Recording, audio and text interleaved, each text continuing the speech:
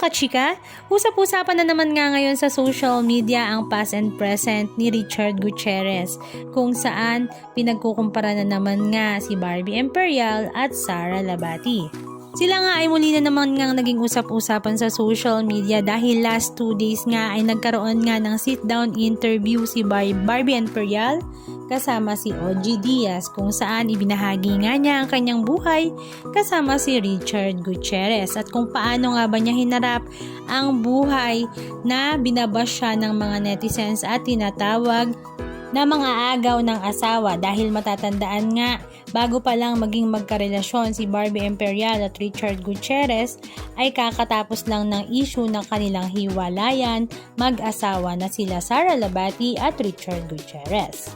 Samantala, kung nagkaroon man ng sit-down interview si Barbie Imperial kay OG Diaz, si Sara Labati naman ay nagkaroon ng one-on-one interview kasama nga ang kanyang kaibigan na si Kylie Versosa, na kung saan she almost break her silence patungkol nga sa kanilang naging hiwalayan ng kanyang asawa na si Richard Gutierrez, at ibinahagi nga rin niya ang kanyang single mom journey kasama nga ang kanyang 2 anak na si Zion at Kale.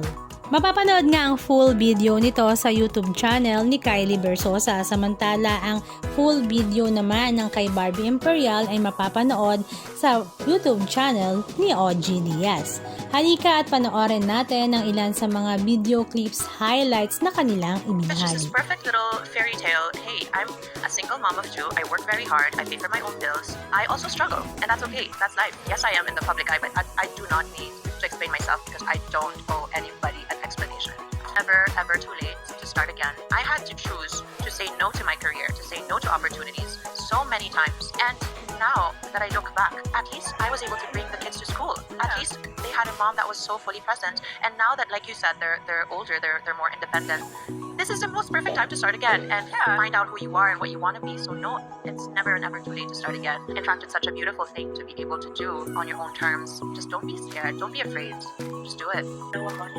Na mga agaw ako. Yun yung pinakamasakit na agaw daw po kaming lalaki. So si Chard naman po ang pinakahayag na paghiwalay kami. Sinasabi niya na, alam mo naman yung totoo. Sabi niya, one day, malalaman din ng mga tao yung totoo. You're okay. Like, alam ng lahat ng involved na wala akong ginawa. So yun na lang din po yung pinangawakan ko. And parang napalapit na rin po ako sa family niya, kina Zion and Kaiden. Mahirap na rin bitawan dito kasi malalim na rin yung pinagsamahan. And aside from that, Anong masasabi nyo mga kachika? Just comment down below.